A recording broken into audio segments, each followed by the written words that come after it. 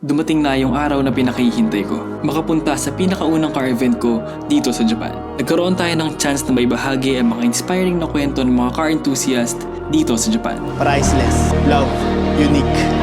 Best friend, perfect ride for me. Dream, hardcore, one of one. Dati pa talaga, mahilig na talaga ako sa kotse, bata pa ako.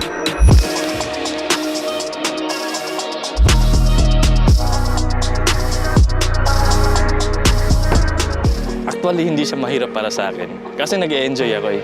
Ito yung passion ko. Pag nakakagawa ko ng isang modification o customize dito, parang nabubuo yung sarili ko. Ako po si Nico ng Garage N, Ibaraki, Ken, Japan.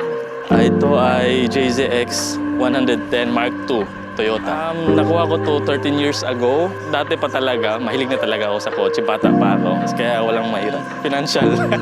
Dati. Ngayon, nakakaya naman. Binitawan ko to ng isang beses.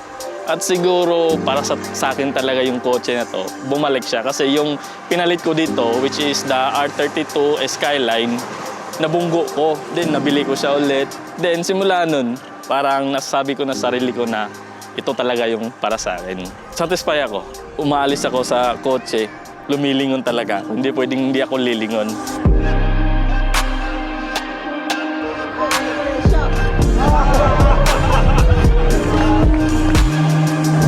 I was invited by the organizer since most of them are my friends na din. Like, I'm really happy to see like everyone, like all the Filipinos gathering here today for this event. Seeing the families here, like, you know, usually in the events here in Japan, you don't see much families go together. This time, I think it's different because you see the Filipino families come together. You can witness like how the cars really bring people together.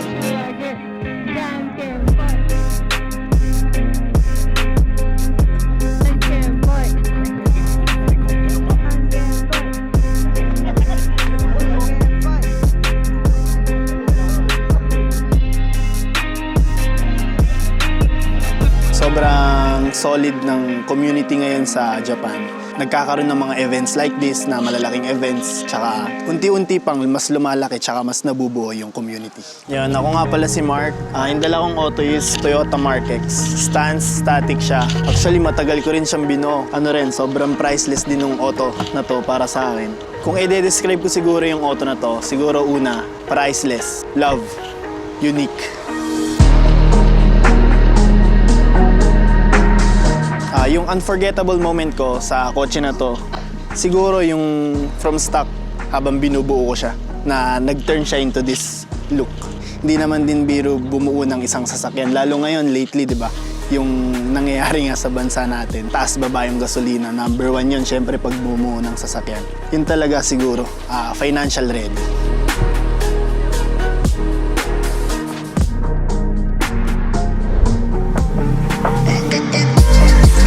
The guys from Loli, I met them at another event and they texted me to see if I wanted to participate.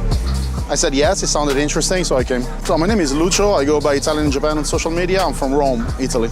I cover a lot of events in Japan, and events in Japan with cars, they tend to be a lot of excitement, a lot of young people vibe. It's not really family friendly, so it's a little bit more chaotic. It's a lot more cars. The vibe is a little bit different. Filipino events usually have a different vibe. It's very friendly, very family oriented. So it's very different from what I usually do. Here, I feel it's a bit more relaxed. I can actually enjoy my time without worrying about getting hit by a car. There was a fun thing that happened. I was looking for some chicken. The chicken was sold out. So a young gentleman actually offered me his chicken to eat because I couldn't eat the pig ears. So yeah, that was I think that was the best interaction I had today, yeah.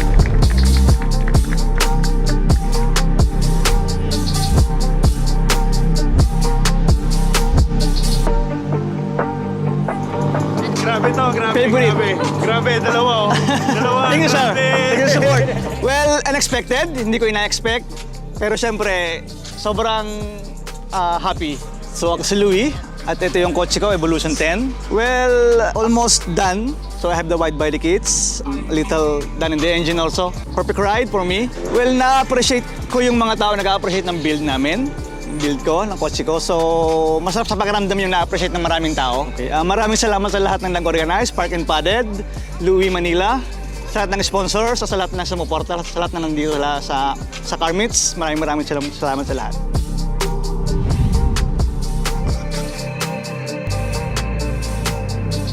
Yung idea ng event na to, may ginawa na kaming event before that was last year. So yun yung pinaka-first event namin.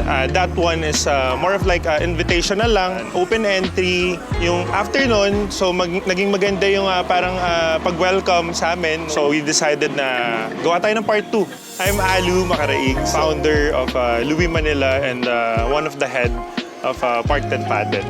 Actually, the vision talaga mainly is to parang magkaroon talaga ng gathering for Filipino car owners dito sa Japan. So totoo lang, syempre hirap makapasok sa mga big events like WECFest, Fenderis, ganyan. So here, parang gumawa kami ng event na which is parang same yung hindi naman same team pero parang same na mangyayari na parang event talaga siya.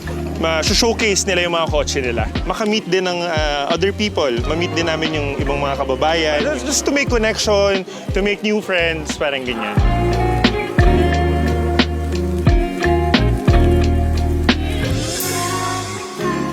Nung nasa Pilipinas ako, hater talaga ako ng mga Honda eh. Kaso, nung pagdating ko sa Japan dito, parang iba pala yung experience niya. So, nagkaroon ako ng group of friends which is na halos lahat is naka-Type R. So, yun. Kaya sa ngayon naman, sobrang nag-e-enjoy ako sa kanya. Hi, my name is Shu Madarame and dala kong sasakyan is 2025 Honda Civic Type R FL5. Dream, hardcore, and one of one. Madami kang makikilala mga Pilipino. At the same time, makikita mo rin yung mga kanya-kanyang specialty ng bawat Pilipino, kung ano yung genre na gusto nila, kung ano yung build na gusto nila. Wala yung i-hate ka nila kasi ganito yung buo mo, hindi ganun. Pagdating naman sa pagbubuo, titingnan mo muna kung ano yung forma na gusto mo. Ituloy nila yung pangarap nila. Yan yung parang magiging gasolina nila sa buhay nila eh. Sa 2 taon ko dito sa Japan, hindi ko inakala na ganito karami ang mga car enthusiasts dito. At sa mga istoryang ibinahagi nila ngayong araw, mas lalo akong na-motivate na magsumikap at magpatuloy sa bansa na to. Iilan pa lang sila sa napakaraming car enthusiast dito sa Japan. This is Sudden Meet, where I capture sudden encounters in Japan to create and inspire.